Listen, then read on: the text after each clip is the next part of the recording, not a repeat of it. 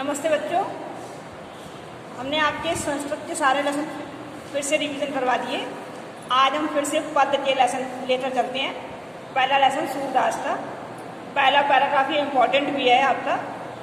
चरण कमल बंदो हरिराई। ईश्वर कवि जो है वह ईश्वर से प्रार्थना कर रहा है कि हे ईश्वर, मैं आपके कमल रूपी चरणों की वंदना करता हूँ। मैं आपके कमल रूपी चरणों की वंदना करता हूँ। यहाँ पर रूपक अलंकार है। जाकी कृपा पंडित लन गए अंधे तो सब दुष्ट दर्शाए, कि जिसके आशीर्वाद से एक लंगड़ा व्यक्ति पर्वत को पार कर सकता है। कि जिसकी अगर कृपा हो जाए, ईश्वर की यदि कृपा हो जाए तो एक लंगड़ा व्यक्ति भी ईश्वर पर्वत को पार कर सकता है। अंधे को सब कुछ दर्शाए, एक अंधा व्यक्ति सब कुछ देख भी सकता है। बहरे सुने, एक बहरा मनुष्य सब कुछ सुन भी सकता है। ढूंढे पुल बोले, एक ढूंढा व्यक्ति बोल भी सकता है। रंग चले सिर छत धराई, एक गरीब व्यक्ति भी राजा बन सकता है।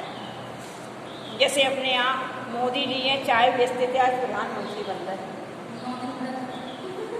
सूरदास स्वामी चरणों में बार बार बंदो सिरताए, कि सूरदास कह रहे हैं मैं ऐसे करुणा करने वाले स्वामी की बार बार वंदना करता। मैं ऐसे करुणा करने वाले, ऐसे उपकार करने वाले ईश्वर की बार बार वंदना करता हूँ। यहाँ पर आपकी ब्रज भाषा है, भक्ति रस है और रूपक अलंकार है। छंद में के पद आएगा, सभी में छंद में पूरे पद दिए हुए हैं तो उसमें के पद लिखा जाएगा। दूसरा देख लीजिए, अविरत रत कछु कहत न आवे। यहाँ पर ईश्वर के निराकार ईश्वर की उपासना के बारे में बताया गया है कि वह ईश्वर क्या है, निराकार है। अविरत रत कछु कहत न आवे, जिसकी लीला के बारे में कुछ भी नहीं कहा जा सकता है। वह ईश्वर जो चीज़ दिखाई नहीं देता है, सुनाई नहीं देता है, लेकिन उसकी लीला के बारे में कुछ भी वर्णन नहीं किया जा सकता है। जो ढूंढे मीठे फल तो रस अंतर रथ ही पावे, कि जिस प्रकार से एक ढूंढा व्यक्ति मीठे फल तो खाता है, लेकिन उसका वर्णन जो है वह किसी के सामने नहीं कर सकता है। परम स्वाद सभ्यसु निरंतर अमित तोष उपजावे। वह उसका वर्णन अपने हृदय में ही कर पाता है, लेकिन उस मीठे फल का वर्णन जो है वह ईश्वर किसी के सामने नहीं कर पाता। तरह निराकार ईश्वर की उपासना का आनंद जो है वह परमात्मा है, जो हृदय में अपार संतोष और शांति प्रदान करता है। कि निराकार ईश्वर की उपासना का आनंद क्या है, परमात्मा है, और जो हृदय में अपार संतोष और शांति प्रदान करता है। मन वाणी तो अदम अगोचर, सो जाने सो पावे, किंतु वह मन वाणी और इंद्रियों की पहुंच से बहुत दूर है। वह मन वाणी और इंद्रियों की पहुंच से बहुत दूर है।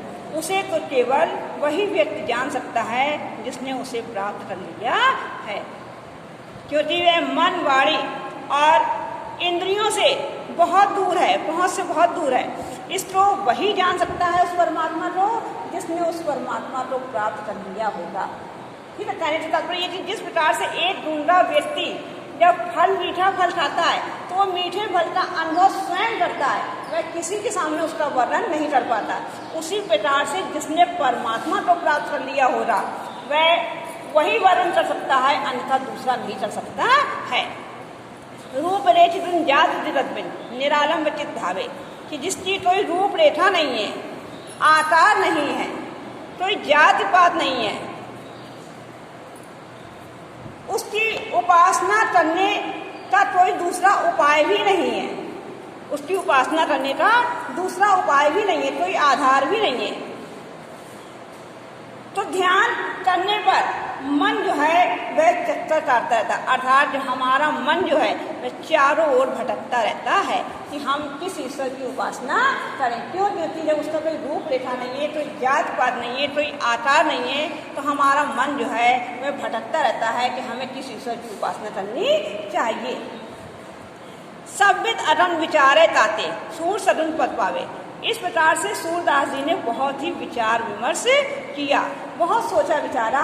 तब उन्होंने सोचा इस निराकार की उपासना, इस निराकार ईश्वर की उपासना करना तो बहुत कठिन है, इसलिए उन्होंने साकार ईश्वर की उपासना करना शुरू कर दिया। उन्होंने श्री कृष्ण को अपना सब कुछ मान लिया। खिंचा रहे हैं जी, फिर से देख लीजिए एक बार, चाहे अविरत कछु कहत न आवे, कि उस निराकार ईश्वर के बारे में कुछ भी वर्णन करना बहुत ही कठिन है। उसकी लीला के बारे में कुछ भी नहीं कहा जा सकता है।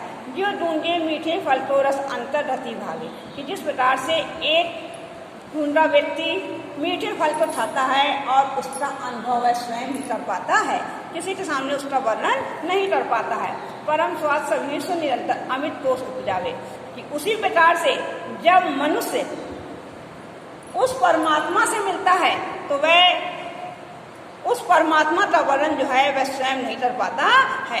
मन वाणी तो अदम अचोचन, जो जाने सो पावे, जो मन वाणी और इंद्रियां जो हैं उसकी पहुंच से बहुत दूर होती हैं, उसकी इंद्रियां जो हैं वह बहुत दूर होती हैं, उसे तो केवल वही व्यक्ति जान सकता है जिसने उसको प्राप्त कर लिया होता है।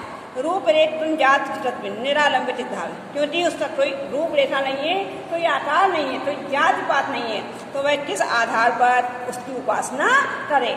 इसलिए मन जो है वह भटकता रहता है कि हम किस ईश्वर की उपासना करें। सब विद अधम विचारे ताते सूर सदन पद पावे। इस प्रकार से सूरदास जी ने बहुत विचार विमर्श किया, बहुत सोचा विचारा, तब उन्होंने निराकार ईश्वर की उपासना को छोड़कर साकार ईश्वर की उपासना करना शुरू कर दिया। अर्थात उन्होंने श्री कृष्ण को ही अपना सब कुछ समर्पित कर दिया। यहाँ पर भी ये पद आएगा, वर्णनात्मक शैली है, शांत रस है, अनुप्रास अलंकार है। तीसरा देख लीजिए, किलकत कान्हा ठुठुवन आवत। अब सूरदास जी ने श्री कृष्ण के बाल रूप का वर्णन किया। यहाँ पर श्री कृष्ण बहुत छोटे से हैं, घुटने घुटने चल पाते हैं, अभी खड़े होकर चल भी नहीं पाते हैं।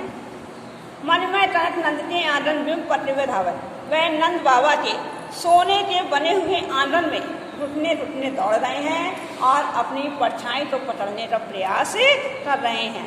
तब वो निरखरी आप छाए तो तरसो पत्रन चाहे, वह ईश्वर जो सब कुछ जानते हैं, वह प्रभु अपने ही परछाई को पकड़ने का प्रयास करते हैं।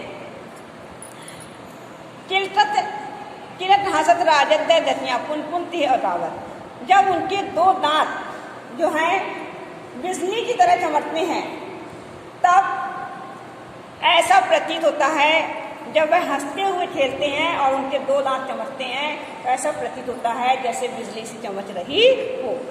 कनक भूमि पर करपत छाया, यह उपमा राजत, सोने की बनी हुई भूमि पर करपत छाया, उनके हाथों और पैरों की जब छाया पड़ती है तो बहुत ही सुंदर प्रतीत होती है। सोने की बनी हुई भूमि पर जब उनके हाथों और पैरों की परछाई पड़ती है तो बहुत ही सुंदर प्रतीत होती है। तरिता प्रतिपद प्रतिमल वसदा, कमल बैठ की साजत, ऐसा प्रतीत होता है जैसे पृथ्वी पर कमल ने उनके लिए प्रत्येक जगह पर अपना आसन बिछा रखा हो। ऐसा प्रतीत होता है जैसे पृथ्वी पर कमल ने उनके लिए प्रत्येक जगह पर अपना आसन बिछा रखा हो। बाल दशा सुख निरत जसोदा पुन पुन नंद बुलावर, अपने लाल की ऐसी दशा को देखकर यशोदा माँ जो हैं वह बहुत ही प्रसन्न होती हैं और बार बार नंद बाबा को बुलाने का प्रयास करती हैं। ऐसे अपने लाल की दशा को देखकर यशोदा माँ बहुत प्रसन्न होती हैं और बार बार नंद बाबा को बुलाने का प्रयास करती हैं। आचरा तरले ढाक सूट के प्रभु को दूध पिलाओ, वह आंचल में ढाक कर श्री कृष्ण को दूध पिला रही हैं। यहाँ पर वात्सल रस है, अलंकारिक शैली आएगी, ब्रज भाषा है, अनुप्रास उत्प्रेक्षा अलंकार है, वात्सल रस है। यहाँ पर चौथा देख लीजिए, मैं अपनी सब गाय चराई हूँ।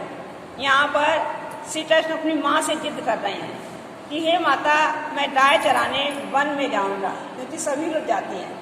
प्रात होत बलटय संजई हो तेरे कहे न रही, प्रात होत बल माने बलराम, बड़े भाई बलराम के लिए आया कि सुबह होते ही मैं बलराम भाई के साथ जाऊंगा, तेरे कहे न रहे हो, और तुम्हारे कहने पर मैं यहाँ पर घर पर एक पल भी नहीं रुकूंगा।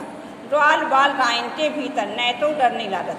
द्वाल बाल साथ में होंगे और गाय भी होंगी जिनके बीच में हम रहेंगे, जिस तरह मुझे डर भी नहीं लगेगा।